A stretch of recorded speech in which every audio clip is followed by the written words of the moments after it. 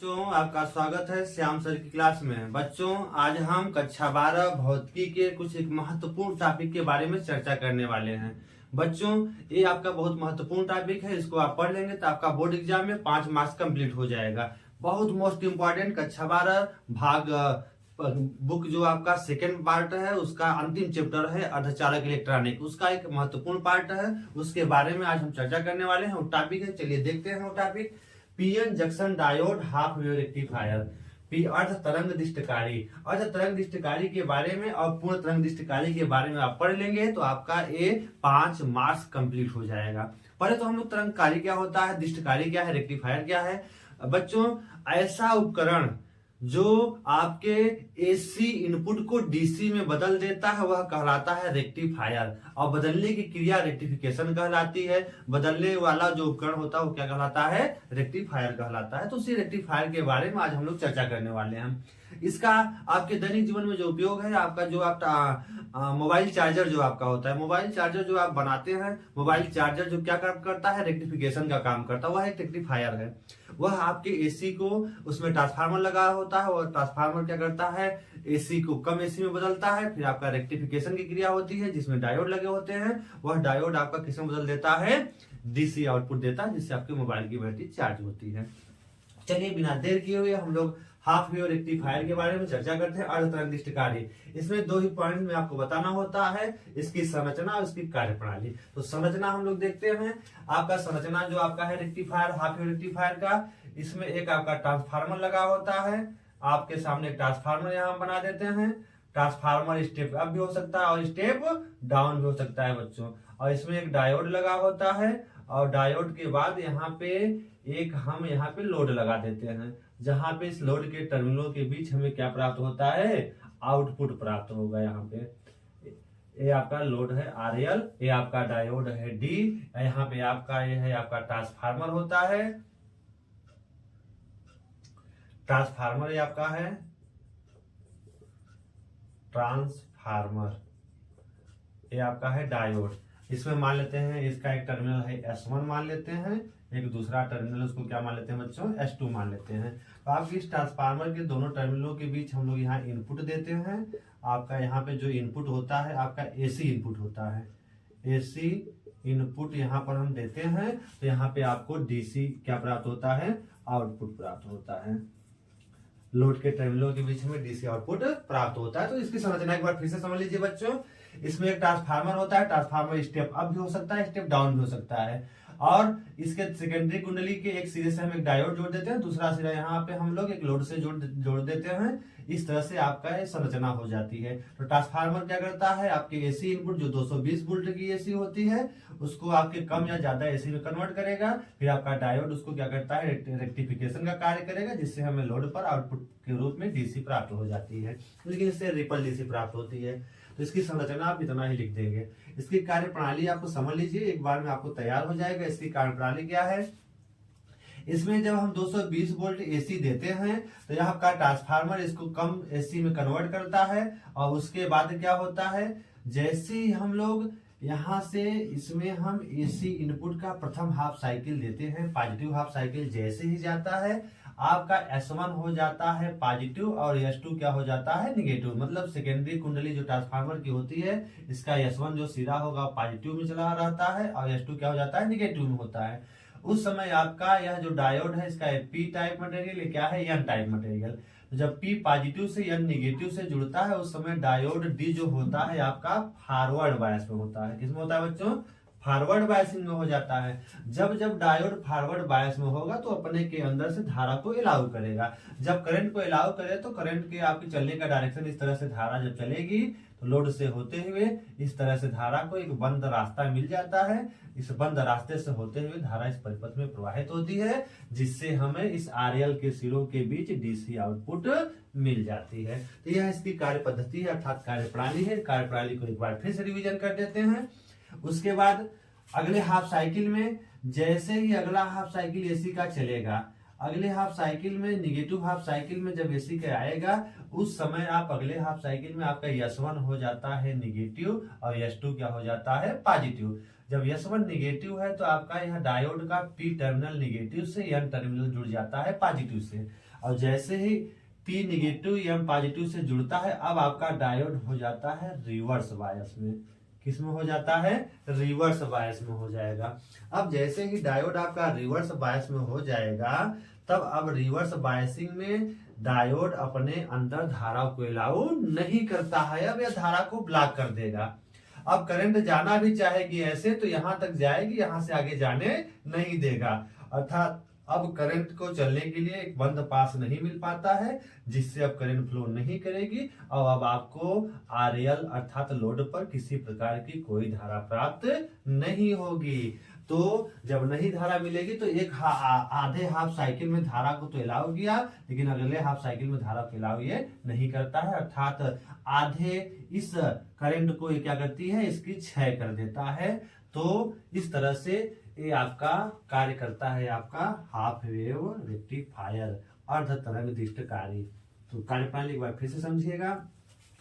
220 volt जब AC देते हैं तो उस समय जब देंगे तो जब इसका पहला half cycle positive half cycle जाता है तो S1 पॉजिटिव पे होता है, S2 निगेटिव पे होता है। जब S1 पॉजिटिव पे होता है तो डायोड डी जो डायोड है वो आपका फॉरवर्ड बायस में होता है। अब धारा को अलाउ करेगा तो धारा इस तरह से जो तीर के माध्यम से हमने दिखाया है इससे होकर परिपथ में प्रवाहित होगी, आपको यहाँ पे एक डीसी आउटपुट प्राप्त हो जाती है।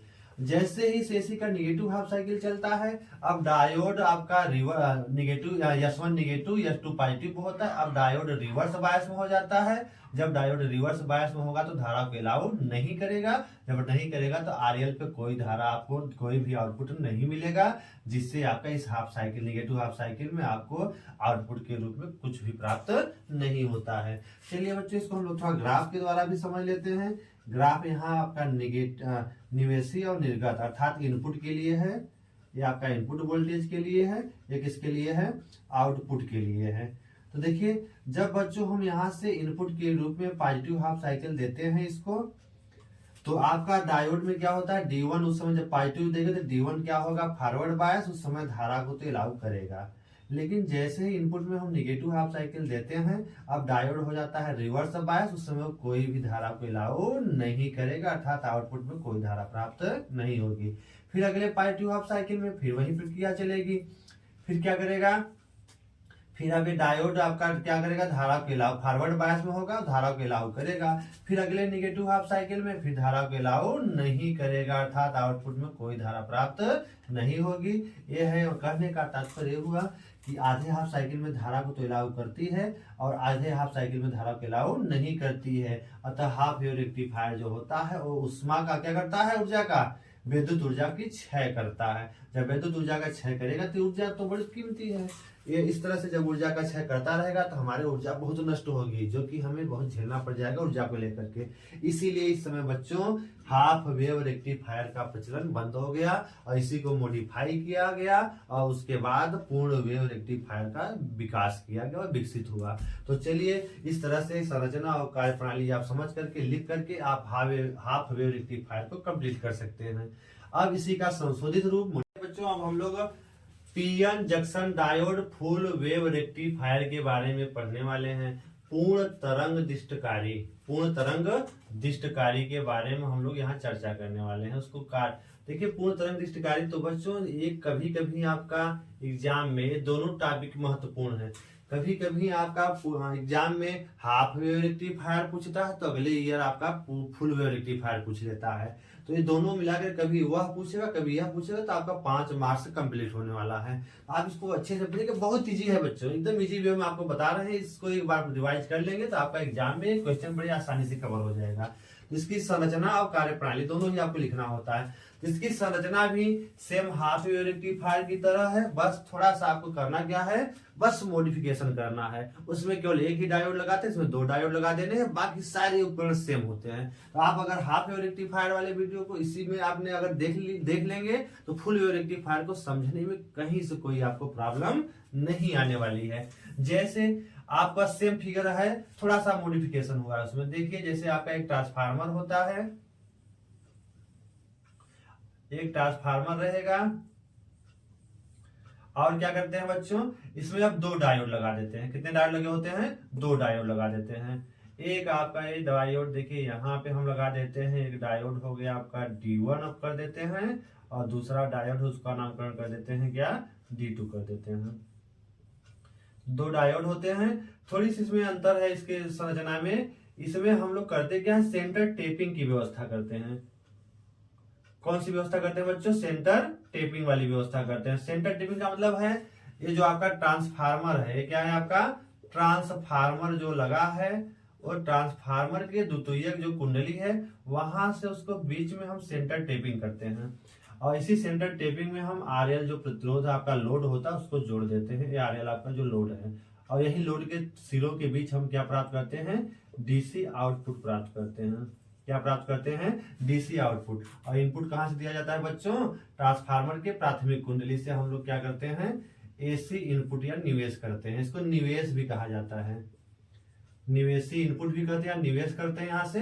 यहाँ पे क्या करते हैं, निर्गत होता है। यहाँ क्या होगा, निर्गत होता है। लोड के सिरों के बीच क्या होता है, निर्गत होता है। तो यहाँ पर हम लोग 220 वोल्ट क्या करते हैं, एसी इनपुट देते हैं। जब 220 वोल्ट एसी इनपुट देंगे तो यहाँ पे हमें डीसी आउटपुट प्राप्त होगा। तो चलिए इसमें बच्चों देखिए सेम संरचना, थोड़ा सा अंतर हुआ है। इसकी संरचना में क्या लिखेंगे, इसमें एक ट्रांसफार्मर होता है, वह स्टेप अप या स्टेप डाउन हो सकता है। आवश्यकता अनुसार जो हमें एसी को कम या ज्यादा में लेना होगा तो हम उस तरह से हम ट्रांसफार्मर का यूज करते हैं। उसके बाद ट्रांसफार्मर के सेकेंडरी कुंडली से एक हम डायोड D1 को जोड़ देते हैं, और एक दूसरे सिरे से एक डायोड D2 को जोड़ देते हैं। और इस सेकेंडरी कुंडली में एक सेंटर टेपिंग करके यहाँ पे हम एक लोड प्रतिरोध RL जोड़ देते हैं, जहां से हम डीसी आउटपुट प्राप्त करते हैं। तो इसको हम लोग संरचना में इसको इस तरह से लिख सकते हैं। एक बार फिर से पुनः संरचना के बारे में हम बता देते हैं। एक ट्रांसफार्मर होता है जो एसी इनपुट को या तो कम या तो ज्यादा अर्थात स्टेप अप और स्टेप डाउन के रूप में यूज किया जाता है। एक डायोड D1 होता है जो कभी एक बार फॉरवर्ड बायस में होगा, एक बार रिवर्स बायस में काम करेगा, और ऐसे D2 भी एक बार फॉरवर्ड में काम करेगा, एक बार रिवर्स में काम करता है। और आपका एक सेंटर टेपिंग की जाती है। सेंटर टेपिंग में आरएल प्रतिरोध को जोड़ दिया जाता है, जहां से हम इसके टर्मिनलों के बीच हम डीसी आउटपुट प्राप्त करते हैं। इसे निवेश कहा जाता है, निवेशी इनपुट। इसको निर्गत आउटपुट कहा जाता है। तो चलिए, तो इसकी संरचना हो गई, एकदम इजी वे में आपको बताया गया। अब इसकी कार्यप्रणाली को देखिए। कार्यप्रणाली में इसके क्या है, इसमें जब हम 220 वोल्ट एसी देते हैं तो आपका यह होता है ट्रांसफार्मर, यह क्या करता है, स्टेप डाउन। यहाँ पे कम फेरों की संख्या कम है सेकेंडरी में, तो यह स्टेप डाउन का काम कर रहा है। तो यहाँ पे आपके विभवांतर का मान कम होगा। इसको हम मान लेते हैं S1, और इसको क्या मान लेते हैं, S2। दो टर्मिनल यहाँ पे जो इसके दिखाए गए हैं, आप जिससे आपको याद हो जाए कि हाँ ये S1 है, ये S2 है। जैसे ही हम एसी के प्रथम हाफ साइकिल को इसको देते हैं, रेक्टिफायर को जब हम देंगे तो ये क्या करेगा, जब ये जाएगा तो पहले हाफ साइकिल में S1 हो जाता है पॉजिटिव, और S2 क्या हो जाता है, निगेटिव। जब S1 पॉजिटिव तो ये आपका डायोड है, इसका पी टर्मिनल है, क्या है आपका एन टाइप मटेरियल। तो पी टाइप मटेरियल अब पॉजिटिव हो गया, एन टाइप क्या हो जाता है, निगेटिव। अब आपका इस समय डायोड D1 हो जाता है फॉरवर्ड बायस। जब आपका पी टाइप जब पॉजिटिव से जुड़ेगा, एन टाइप इधर से निगेटिव से जुड़ेगा, तो आपका डायोड D1 हो जाएगा फॉरवर्ड बायस। अब देखिए यहाँ पर देखिए D2 के बारे में देख लीजिए। D2 में देखिए पी टाइप मटेरियल निगेटिव से जुड़ गया है, और एन टाइप किससे जुड़ा है, पॉजिटिव से। और उस समय D2 क्या हो जाता है, रिवर्स बायस में हो जाता है। किस में हो जाता है बच्चों, रिवर्स बायस में हो जाता है। तब अब जब धारा यहाँ से करंट चलती है इस डायरेक्शन में, जब चली ऐसे चली, इधर से जब आई ऐसे घूम करके, और रास्ता उसको दोनों दिखा, तो इधर से जब जा रही थी और इधर से भी जाएगी, तो इधर से जब जाएगी तो इधर से जाएगी तो ये ब्लॉक कर देगा, क्योंकि रिवर्स बायस में धारा को अलाउ नहीं करेगा। तो धारा पुनः वापस हो जाएगी। तब आपकी धारा इस रास्ते आरएल से होते हुए आगे बढ़ेगी, और ऐसे होते हुए फिर इधर से जब जाएगी तो फिर इधर से धारा ऐसे एक धारा को चलने के लिए बंद रास्ता मिल जाता है। और आपका D1 उस समय फॉरवर्ड में है, D2 क्या है, रिवर्स में। D1 धारा को अलाउ करता है, D2 धारा को अलाउ नहीं करता है। अतः आपका धारा का मार्ग इस तरह से हो जाता है, और इस समय आरएल के सिरों के बीच हमें डीसी आउटपुट प्राप्त हो जाता है। तो पॉजिटिव हाफ साइकिल में डायोड D1 फॉरवर्ड बायस में है, D2 क्या है, रिवर्स बायस में है। अब D1 के कारण आरएल में क्या मिलती है आपको, आउटपुट डीसी प्राप्त हो जाती है। सेकेंड हाफ साइकिल में जैसे ही निगेटिव हाफ साइकिल चलती है, एसी इनपुट की जैसे ही नेगेटिव हाफ साइकिल चलती है, अब नेगेटिव में आपका S1 हो जाता है नेगेटिव और S2 टर्मिनल क्या हो जाता है पॉजिटिव में। अब जब S1 नेगेटिव अर्थात पी टाइप मटेरियल नेगेटिव से N टाइप हो गया पॉजिटिव से, अब सेकेंड वाले हाफ साइकिल में यह क्या हो जाता है D1 हो जाता है रिवर्स बायस में, यह हो जाता है रिवर्स बायस में, और D2 जब यह पॉजिटिव से जुड़ गया यह नेगेटिव से, तो यह हो जाता है सेकेंड में क्या हो जाता है फॉरवर्ड बायस में हो जाता है बच्चों। किस में हो जाता है फॉरवर्ड बायसिंग में हो जाता है।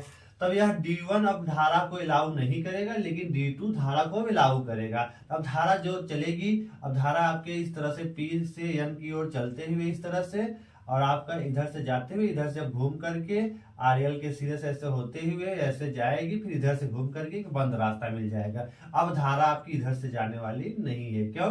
क्योंकि अब आपका D1 क्या हो चुका है रिवर्स बायस, और रिवर्स बायस में डायोड धारा को अलाउ नहीं करता है। जब धारा को अलाउ नहीं करेगा तो D1 अब धारा जाने नहीं देगा।